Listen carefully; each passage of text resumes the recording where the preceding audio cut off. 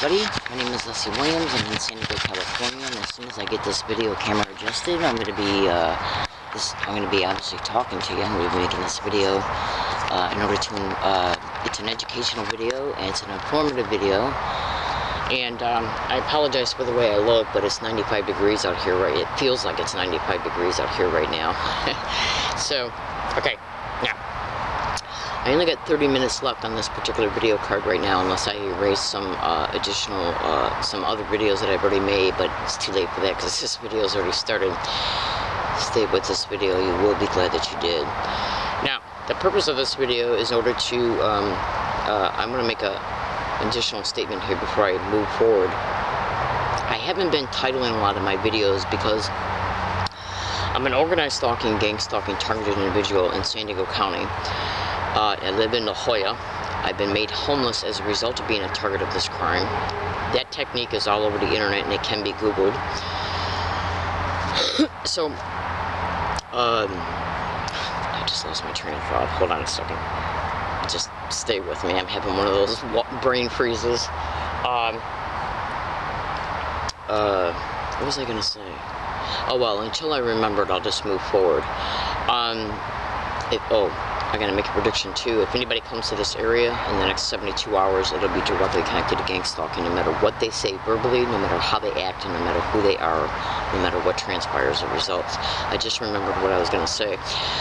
As a result of being an organized stalking, gang stalking, targeted individuals are gang stalked and harassed creatively along all of their routes, either overtly and or directly. We are also set up to experience what is known as street theaters, which are nothing but staged events. Staged events are designed and brought about against the target and or their property in order to produce an effect, a result, a circumstance that is detrimental to the target and that benefits the perpetrators that perpetrated the staged event to begin with. And this includes, but not limited to, libraries, businesses, university campuses, transportation services, where they live, whether it be an apartment, motel room, house, or camping area. Hold on.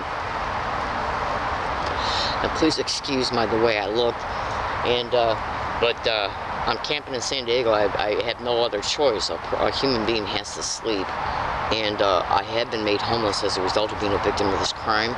I have attempted to report that I am a victim of this crime over anywhere between 19 and 32 different times. 2 police officers per occasion, San Diego Police, and they have denied my right to make a police report concerning that I am a victim of this crime every single time. One time I was even intimidated with a psychologist, so I stopped attempting to report it to them. I do not trust them in any sense of the word concerning anything. I am also all over the internet exposing their criminal asses. Now, I'm going to make a statement. And as far as I'm concerned, they don't even deserve this statement being made, but I'm going to make it anyways because I'm a Christian. I do not believe that every single San Diego police officer is involved in gang stalking, but I'll put it to you this way. There's got to be a reason why anywhere between 19 and 32 separate occasions, 2 police officers per occasion, every single one of them denied my right to make a police report. That's a lot of police officers. So, you do the math. Hold on. The reason why I'm making this video is I want to share to you, okay, what I experienced in Michigan as a result of being a gang stalking target in Michigan. Hold on.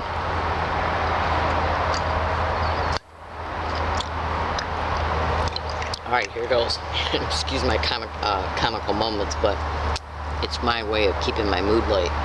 Now, when you go to Google, which you can do right now, you can literally stop this video, and you can go to Google and type in gang stalking creating homelessness of targets, and then in a separate search, organized stalking creating homelessness of targets. Look at the amount of Google generated numeric responses that come up per description, and then research the blogs that come up. Okay? Do you really believe anybody just using common sense deliberations would immediately conclude after they do this research, or even just their preliminary scanning of what comes up, would automatically conclude that the creation of homelessness of a targeted individual of these crimes is done intentionally, creatively, covertly, to create the homelessness? It's done with malice of forethought and criminal intent. Conspiracy is all over it. Hold on. We are also gang stalked to multiple different apartment complexes. Evictions are created, or they will psychologically motivate the target to just get up and leave in order to try and escape what's currently happening to them at each structure, apartment complex, or a flat in a house, a motel room, even a homeless shelter. Now, when you research what I'm saying, you will see that every single syllable that's coming out of my mouth is the complete truth and nothing but. So we just start thinking to ourselves, targets of this crime, what's the point in going through the thousands of dollars that's needed just to rent an apartment? Okay, all the costs that is involved in moving, getting the apartment, paying the rent every month. What would be the logical reason to continue to keep renting apartments, rooms for rent, motel rooms, if you're just going to lose it as a result of being a gang stalking victim? And gang stalking targets are stalked to multiple different apartment complexes, multiple different motels, multiple different homeless shelters, and multiple rooms that they might attempt to rent. The goal is to create the homelessness and keep it created. Okay? The goal is also to get multiple different documentations through social services if they're receiving social services benefits pertaining to how often they're getting apartments and losing them. This is done eventually later for syndicated probate control for racketeering purposes. It's part of the reason why these crimes are occurring. So what I'm doing in this video right now is I'm going to explain to you, and I'm going to have to talk fast. And if anybody claims they heard me, saw me, or saw my property as I'm making this video, it'll be a complete lie. Targets of individuals are tracked in real time through, but not limited to, the illegal hacking of our cell phones and how they're using them as GPS trackers in order to know where we're at. Absolutely. So they can prop up these staged physical interactions between law enforcement, homeless men, homeless women, neighbors, kids, teenagers, adults, anybody. People that will even pretend to be mentally ill, drug addicts, alcoholics. They will use anybody and everybody to be a buffer between the target and law enforcement, including landscape workers, city employees, contract workers for the city, anybody and everybody. And all these descriptions can be Googled and cross-referenced to gang stalking. So, I don't like smoking on camera because I know it doesn't look very appealing, but I got to take advantage of my time. I'm going to explain to you what I dealt with in my last apartment complex, but before I do, I have to mention some footnotes so you'll see how it was done, pertaining to, well, what I'm going to describe to you occurred towards me in Michigan. I'm now living in California.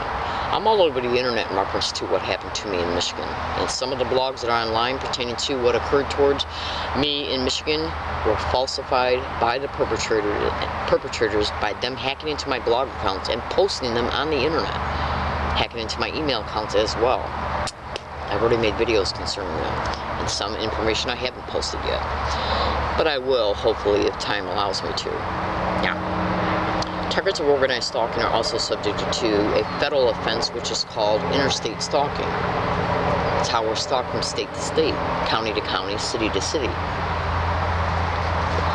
town to town. Okay. Well, the stalking of it is, but as far as state to state, it's called interstate stalking. Anyways, so what I experienced in Michigan in my last apartment was it was getting to the point where I was completely able to recognize the patterns of what they had already done in prior apartments and along my routes, using landlords, property owners, postal employees, mail theft and mail delayment of mail and rent, even rent that was mailed certified mail return receipt. Postal workers are all over the internet to be directly connected to organized stalking, including also other types of mail delivery services. So just off the top of my head, you can go to Google and type in FedEx and gang stalking, UPS and gang stalking, and any other mail service delivery. This is organized crime in the system at the federal, state, and local level that is working as a syndicate and using their employment descriptions to achieve their objectives. Absolutely. Make no mistake about it. Now, landlords and property owners can also, every description I state cross-references to organized stalking do research per description, then go back and type in each description to gang stalking. Synthesize the information that comes up after cross-referencing it, and you will see that I'm telling you the truth. Now that that's all out of the way, what I'm going to do is describe to you literally what I put up with at my last apartment complex. On November 29, 2009, I went to an apartment complex called the Monroe Apartments in Dearborn, Michigan, and I signed a lease to rent that apartment. He allowed me to move in 3 days before my next Social Security check was to arrive in December of 2009, which was then used to complete what was needed to rent the apartment, security deposit and rent. So I moved in, and within 1 day of me moving into that apartment, I started experiencing organized stalking, gang stalking techniques. Excuse me. Now, what I endured at that apartment is not going to be fully disclosed in this video, but I'm going to tell you some meat and potatoes of what I endured. Before I do, though, I got to expose to you a couple techniques of gang stalking so you'll understand how they were utilized towards me in that apartment complex. Now, there's a technique all over the internet called anchoring, psychic driving, dark neurolinguistic programming techniques, neurolinguistic programming techniques, and sensitization methods. So, I'm going to describe to you how these techniques were used in order to anchor fear, anchor associations to the gang stalking to the fear, anchor how and then I'm going to describe to you how the anchoring and the fear was brought about through dark neurolinguistic programming techniques in order to induce the fear pertaining to me being evicted from this apartment within days of me moving there, and how this fear was reinforced on a daily basis, and then the theme of the fear was brought about, the eviction. So, as a result of what I had already experienced in previous apartments in Dearborn, Michigan, I knew that and I experienced all these other things in these prior apartments before I even knew what was happening to me was gang stalking. But I have hundreds of email files and 2 separate Yahoo accounts, which right now I can't seem to access because Yahoo is telling me that they need to send a new code to my phone number. The phone number that was used to create those Yahoo accounts was a landline number that hasn't been used since 2006 or 7.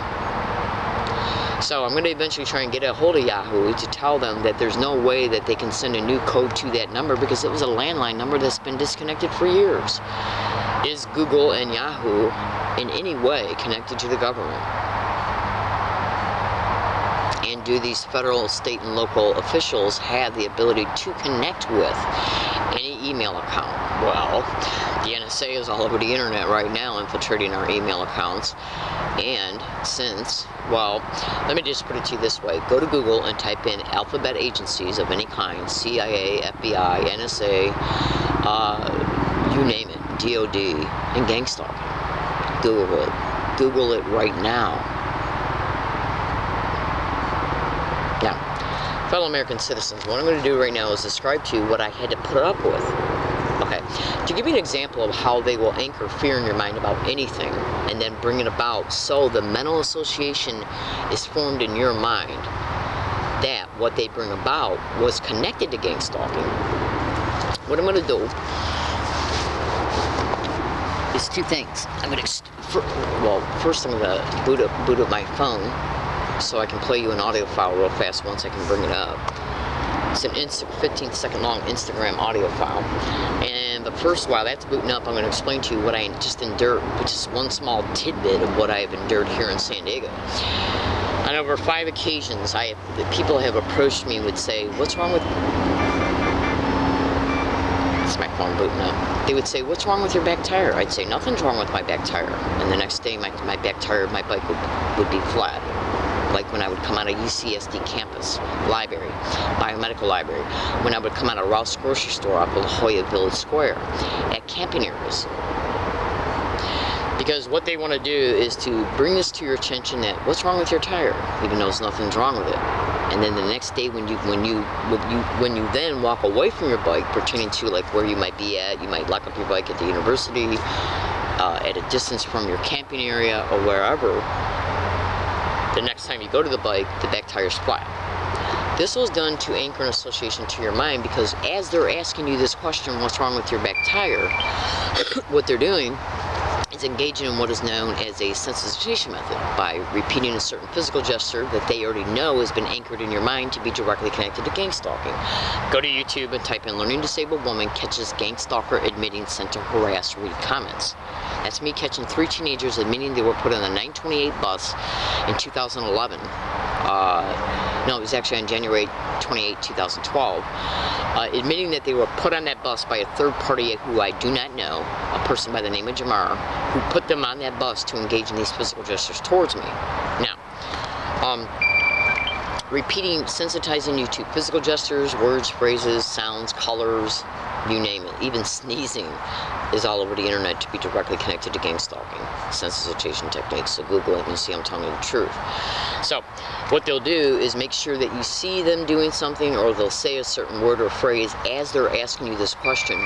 As they're asking you this question, what's wrong with your back tire? Then when you go back to your bike after leaving it for whatever reason, to go into a store or whatever, and you come out and you discover that the tire is flat, you'll know it was because of gang stalking, because they know that they have already sensitized you to these words and phrases and physical gestures, which were presented to you as the question was asked, what's wrong with your tire? It's their way of covertly, mentally creatively, overtly associating what's happened to your bike was because of gang stalking. In other words, they'll walk up to you and say, what's wrong with your back tire? What's wrong with your back tire? What's wrong with your back tire? Okay, these are just 3 of many physical gestures they'll use. Or what they'll do is have somebody walk by me as the person's asking me that question, and that person that's walking by will say gang stalk as the person is asking me what's wrong with your tire. And if you don't believe they're not doing this, I strongly suggest you listen to this.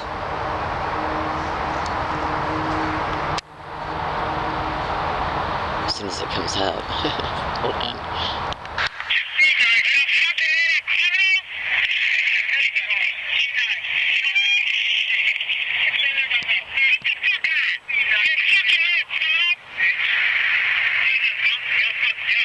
Gang of stalking, I'll fuck you up. Let me see how much time I got left in this video. Okay, I've already used up 17 minutes and I haven't even got to what's happened to me in the apartments yet. Now, okay, so getting along my routes and repeating gang stalk, oh my god, everywhere I go, every single day, is their way to let me know that I'm being gang stalked. It's happening to me like you would not believe at Ross Grocery Store off of La Jolla Village Square, at the North University San Diego Public Library, and at the Law Library downtown on Front Street, and along all my routes. And they will eventually ban me from these places because the internet is being used at these places in order to expose what's already happened to me and to upload predictions about what might. That way you can see what's happening to me in real time and what has. They don't like it. So what they'll do is stage events at these places in order to make it appear that they have normal appearing reasons to ban me. This is an audio segment of me being on a bus 11 months before the event that you just heard. Now, what you just heard in reference to the audio occurred on November 28, 2013 on Gilman Road in La Jolla. Okay? What you're about ready to hear is me being on a bus in Yucca Valley, California. Okay? Do you hear any men say gang stalk, and do you hear a woman flat out say gang stalking?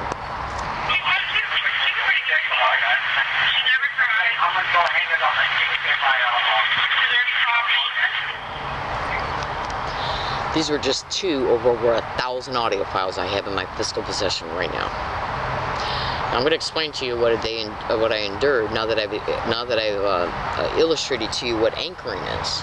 They anchor in your mind an association about something going to happen to you and or your property by creatively letting you know that this fear is being anchored because of gang stalking through the sensitization techniques. Now, what they did in my last apartment that I rented on 11/29/2009,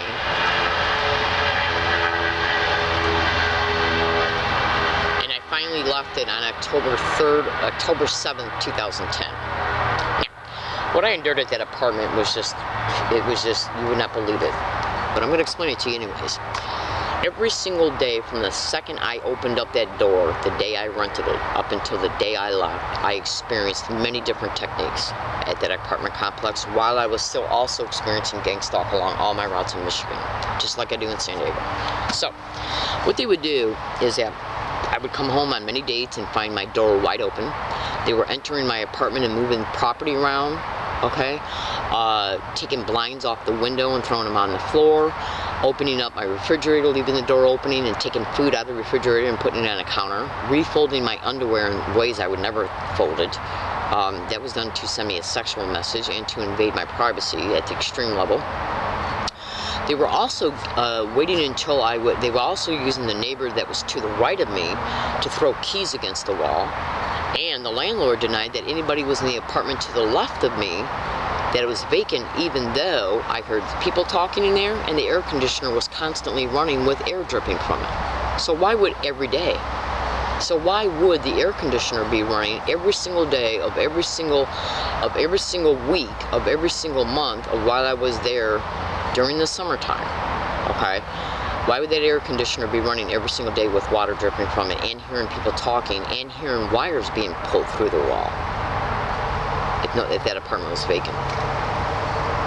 Now, what they were also doing was having people, see, it was a studio apartment, and my mattress, okay, was on the floor. I had no bed frame or post or anything. It was a mattress that was on the floor. So when I would lay down, I would put the mattress in. Since they were invading my apartment, I wasn't feeling safe by putting the mattress in a room that was off of the kitchen area. I would put the mattress in the main room 15 feet away from where the door was. That way, in case they tried to enter while I was sleeping, I could at least have time to hear it and then get up and posture myself to defend myself. With the mattress being on the floor, once I was laying down, all I had to do was go like this, and I could see that little opening between the floor and the beginning of the edge of the door on the bottom. Now there was a light in the hall, okay, right outside that door. So as I would be laying in bed, whether watching TV or doing whatever, I would start hearing people talk and say, "What is she doing in there? Does she really expect to stay here? Why don't you get her out of here? Why don't you have her evicted?" Every day, sometimes non-stop. And as I was hearing these things, I was seeing feet moving right from that door, right underneath that door. Okay? When I would go to get up to try and catch the people, I would hear footsteps running to the apartment right next door. Every single day I endured this, every single day. So what I did was, from the get-go, I was paying my rent through United States Postal Service certified mail return receipt. That way I could have proof that the rent was mailed. For the first 3 months, everything was fine, even though the landlord kept trying to get me to mail it through other means. He kept saying, "Oh, it's cost too much money to mail your rent certified mail. Why don't you just mail regular mail and save yourself $5? Yeah. And as he's talking to me, he's gaslighting me with physical gestures. Excuse me. Now, for the first few months when I was running this apartment, the rent was getting there on time every day. But every single day as this was occurring, I was experiencing the threats outside my door. Now, then what they started doing was delaying the rent. See, because when you mail something, certified mail return receipt, that receipt, whatever item that you mail, the rent, when it's picked up, the person who picks up the little card has to take that card to the post office, okay, and sign for it in order to get what was mailed.